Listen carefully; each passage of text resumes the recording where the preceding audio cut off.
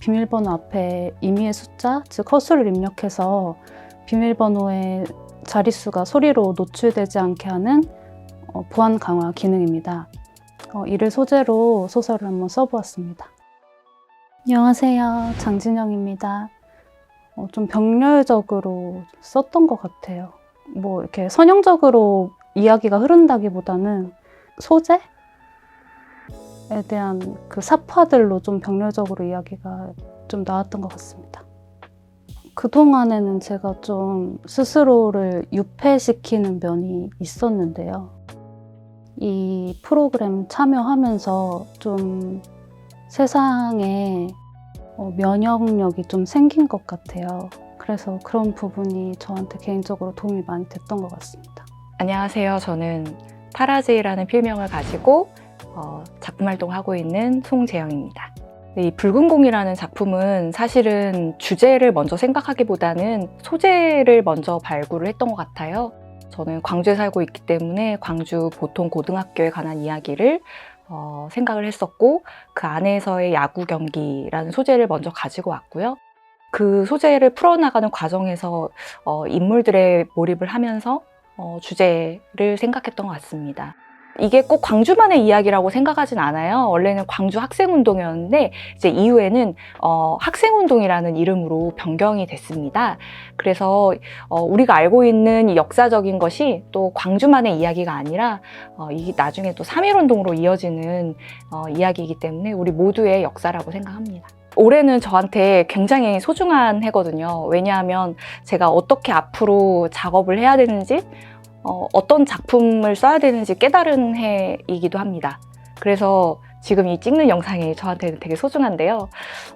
저는 사라진 공간, 잊혀진 공간과 표류하는 사람들에 대한 이야기에 관심을 가지고 있고 앞으로도 그런 이야기를 쓰리라는 생각이 들어요.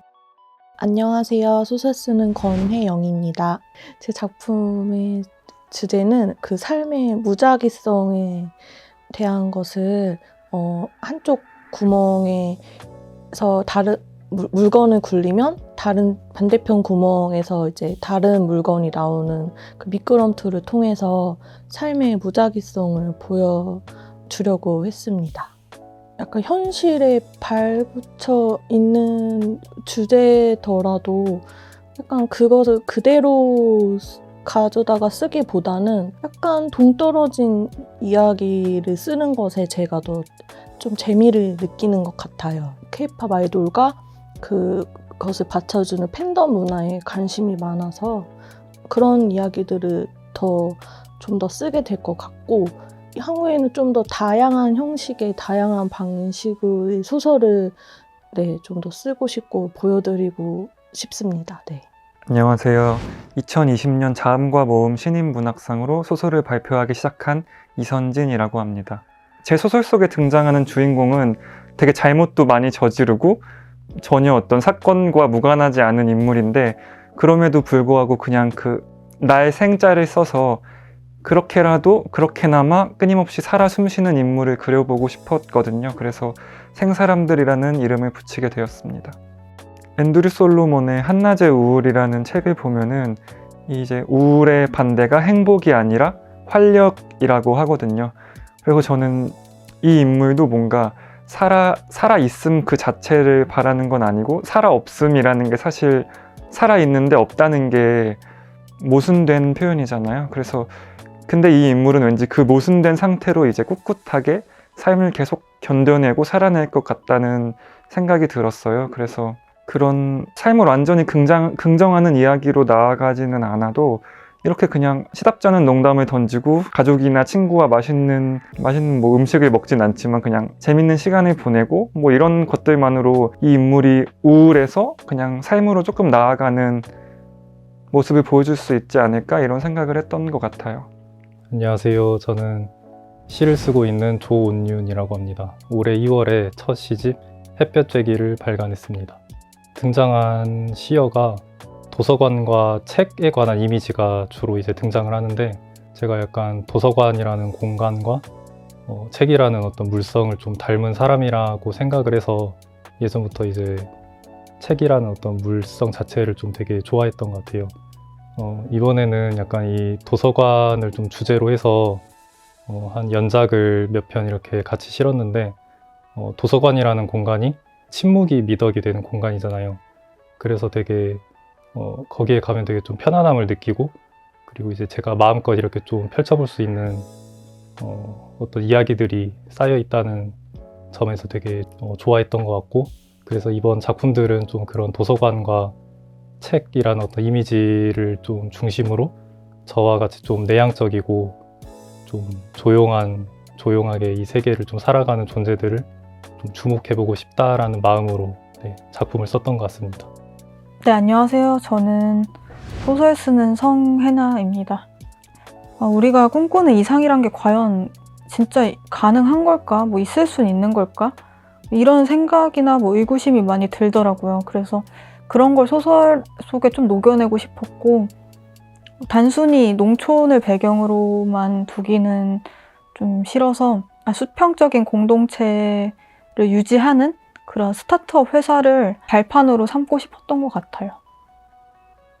오래 가지고 있는 꿈이긴 한데 가볍게, 그러니까 쉽게 읽히되 사유는 부족하지 않은 그런 작가가 되고 싶어요. 그래서 좀 깊이 있고 밀도 있는 그런 소설을 쓰고 싶고, 대신에 그게 독자분들에게 너무 어렵게 다가가지 않았으면 좋겠다는 바람을 가지고 있어서 좀 독자를 외면시키지 않는 그런 작품을 쓰려고 노력합니다. 네, 안녕하세요. 저는 시와 동시를 쓰고 또 문화예술 관련해서 기획자로 일하고 있는 박진경이라고 합니다. 시인이라는 것에 갇히지 않으려고 의식적으로 내가 시인이 아니다라고 지워버리는 노력을 많이 하는 것 같고요. 시인이라는 데에 갇히지 않으면 어떻게든 타 분야로도 이제 눈을 돌리게 되는 거고, 그 분야에서 협업자를 찾을 수도 있고, 이 친구의 재능과 이 친구의 재능을 어떻게 같이 하면 협업으로 완성될 프로젝트가 성공적이겠다라는 생각이 들기도 하고, 그렇게 자기 자신을 가두지 않으면 가능성은 무한하다? 그리고 그렇게 하려고 의도적으로 노력을 많이 하는 것 같아요. 어떤 가해 사실보다는 그 가해를 용인하게 하는 것이 무엇인가? 그 가해가 형성되는 공감대, 그럼으로써 공동체가 가해의 공동체로도 형성되는 요즘 사태, 사건, 그리고 그러한 사건으로 인해서 사회적 타살을 당한 피해자가 극단적인 선택을 하기도 하는 일련의 과정에 집중을 했고요. 그 가해 사실이나 가해자의 의도보다는 그러한 가해가 공감을 얻고 사회에서 연대를 형성해서 이루어지는 것에 대해서 그 과정 자체를 그리고 싶었는데, 그러한 것들이 잘 담긴 시가 그 시가 아닐까 싶습니다. 네, 안녕하세요. 소설 쓰고 있는 정대건입니다. 네, 제가 이번에 엔솔로지에 쓰게 된 단편 소설은 코로나 시기에 잘 모르고 지냈던 소중한 것이 사라지고 난 이후에 그런 감상이나 느낌 같은 것들을 좀 소설로 적어봤습니다. 사라진 맛집 이야기도 나오고 20대 시절에 그 친구와 함께 다녔던 공간들 이야기도 많이 나오는데, 평소에 늘 곁에 있지만 어느 순간 사라져 버렸을 때 그 소중함을 뒤늦게 느끼는 것 같아요. 뭐 흔한 그런 이야기지만, 그래서 이 짧은 소설을 읽고 독자분들이 뭐 평소에 좋아하는 맛집이라든지 항상 그 자리에 있어주는 그런 것들에 대해서 좀 한 번 더 생각해보고 실제로 또 찾아가서 또 즐기고 그럴 수 있으면 굉장히 좋을 것 같습니다.